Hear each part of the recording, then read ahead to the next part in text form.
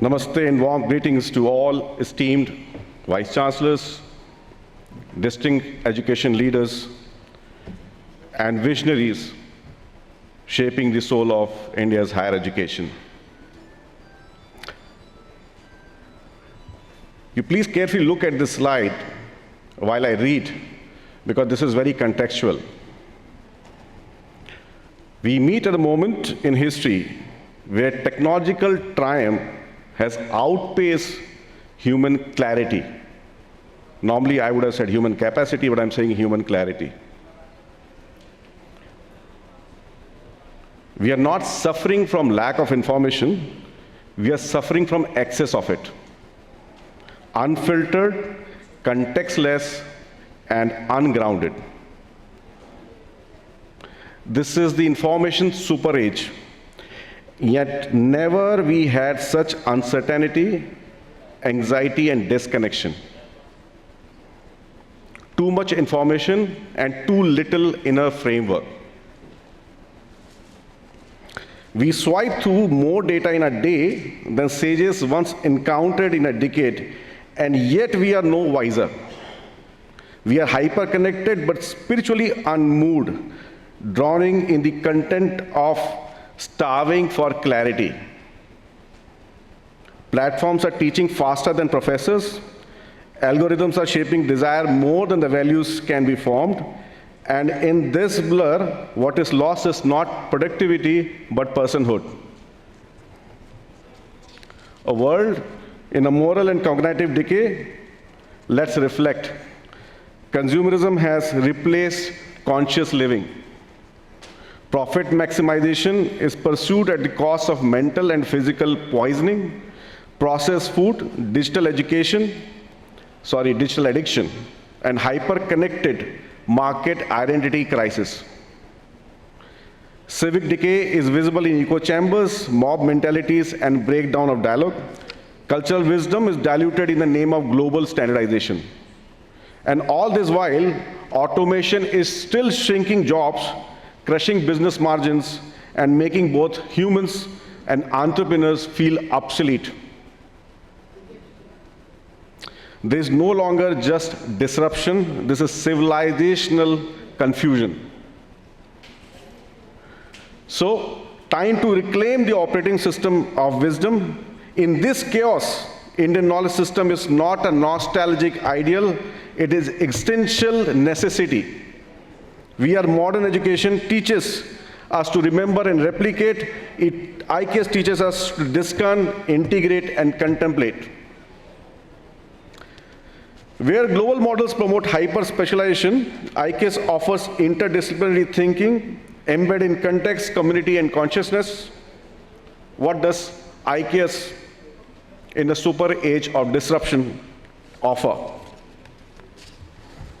Cognitive anchoring in an overstimulated world. Naya, Sankhya, and Yoga equip students to master their attention, logic, and emotional stability. Ethics-driven inquiry in the algorithm age.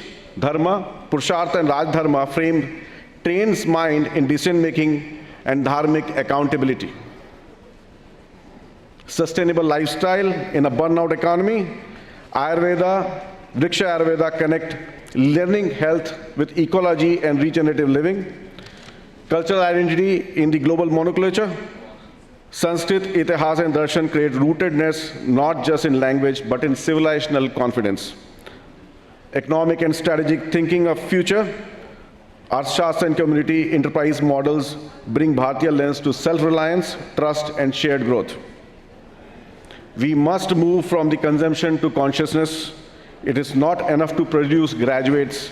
We must produce aware citizens, ethical entrepreneurs, holistic thinkers, and emotionally intelligent humans. This requires shift in educational philosophy, from information to insight, degrees to dharma, speed to stillness and energy, ambition to awareness with action. So these are few thoughts which I've been thinking, since been talking about Indian knowledge system for very long now, and I think the context to Indian knowledge system has to be understood pretty well. We are not some rudimentary knowledge base. We are a possibility to future. So I take you slide by slide. You look at it, you look at the figure which I've presented purposely here because of the information overload, how people are becoming today. You have information crisis, consumer culture, technology gap, and social breakdown. So, we are trying to transform the education through Indian knowledge system, Bharatiya Gyan Parampara, from Siddhanta Knowledge Foundation.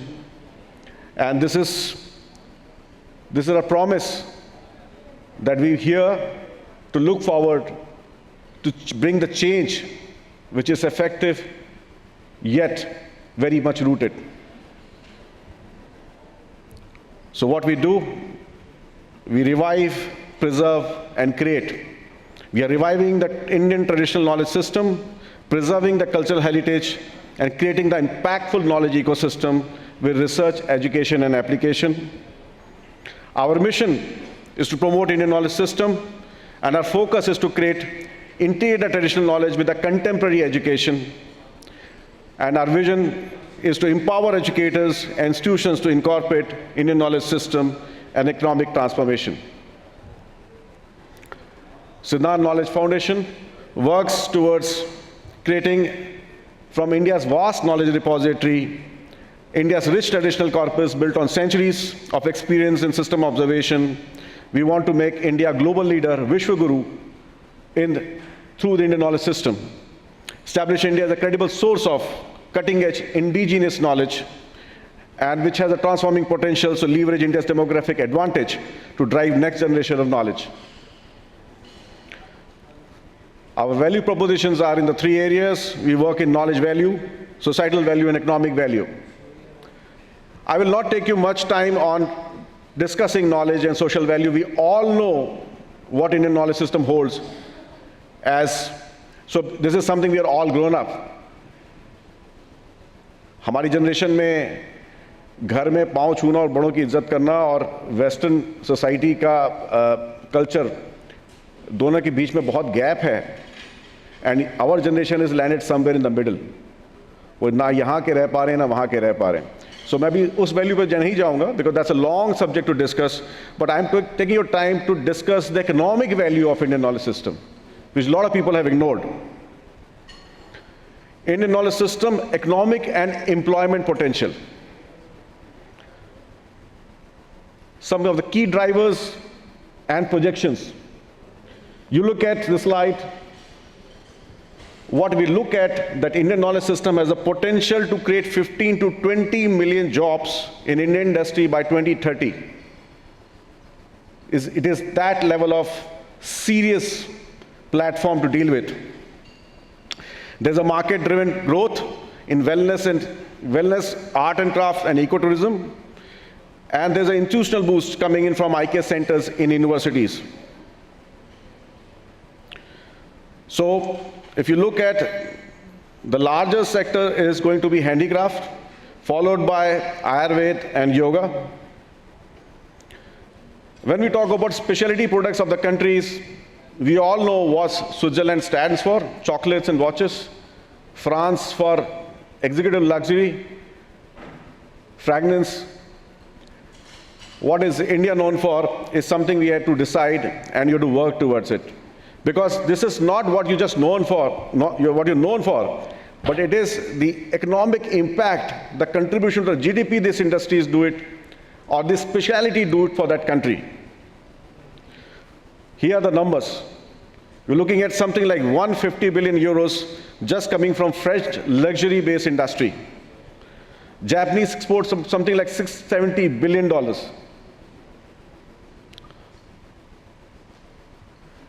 Ayurveda today is the fastest growing category in the overall wellness industry. It is projected to be $155 billion. What are the emerging IKS careers? You have healthcare practitioners, heritage experts, ecological specialists, and creative professionals. How are we going to really develop the talent pool? We are doing teacher training, which is Siddhanta Knowledge System does it. We do online certification. We are making vocational programs for the colleges and HEIs, and we are doing university courses, which we deal. We're creating the startup innovation incubation centers in partnership with universities, especially to root it and to reach where we want to. I'm just giving you some highlights. In last couple of years, we have seen 300 plus startups coming in Indian-based knowledge system. We have seen $85 million of venture. India wants to become the third largest GDP country in the world. This sector cannot be ignored. It's a contribution which is looking at $50 billion of economic potential to contribute to GDP. So I'm listing the opportunity areas, which I've mentioned earlier also: heritage tourism, Ayurveda, traditional arts, and eco-friendly goods. Export growths in IKS sectors: herbal, textile, and handicraft are the fastest growing categories. Some of the commercial success in recent years, it doesn't need any introduction. Patanjali, it has become a homegrown brand today. It is the fastest growing FMCG category today. We have Himalaya Herbals, we have Badrinath, we have Yoga Tourism. Some of the brands you can see on the screen. These are just few I've selected, which are top-notch in their category, and growing list of premium branding in IKS, which is happening as we speak. India ranks today second in globally in the medical-based plants and herbal supplies. We are third largest globally in yoga-based teaching, and among 3 top exporters of handmade crafts. Just to give you a perspective on the export markets, China does about, the largest, does about $8 billion worth of exports of Chinese medicine. And they've been able to do by bringing standardization, which I think we need to also look at, that how a drug from Himalaya, give you an example of Live 52, which I say, or any other from Patanjali or Badrinath, should be having the efficacy value as same as every other drug. And then you see that we can really climb up in the exports. So IKS influences the contemporary disciplines, and Siddhanta Knowledge Foundation is working out authentic sources, course research, and technology integration. That means we are not going the classroom teaching way. We are making it digitally enabled. We are making platform for lifelong learners, and we are making it digitally scalable. We are an IKS center in the Ministry of Education, and we certify our courses through us. There are about 108 different courses, 13 fundamental courses, 17 in STEM, and 15 management law. We got minor programs, which used to call earlier minor degree programs, which are 20 credits plus programs, which are available with us. And we are working in various faculties: STEM, medicine, agriculture, arts and humanities, management and law. We are also a multilingual platform, that is, we are available in multi-languages in India. So why you want to take an SKF program or use an SKF platform? Quality of instruction, accessibility, learning experience, assessment, and affordability. We are a not-for-profit organization. We are working in the field of promoting Indian heritage knowledge value, and our motto is national building. So this is how our programs are made very, very affordable and has absolutely zero profit margins to work on. So since I've repeated, I'm not going to be taking much of your time on the further slides, which are basically in terms of what we do and how we are NEP 20 compliance. We also work in faculty excellence programs. We are multidisciplinary integration and very in-depth pedagogy. Our foundation programs in Bharatiya Knowledge System, Sanskrit Studies, India Vision Society, Arthashastra Principle. These are the programs which we are covering up in our STEM and design architecture. This will also be shared with you in the brochures that we have been, we all through the day have been meeting and sharing it with you.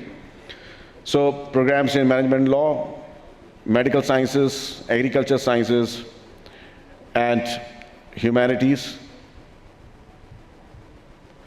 So that's from Siddhanta Knowledge Foundation. As I said, since I've written down a few notes, I'm going to read out for you, and this is a call to intellectual sovereignty.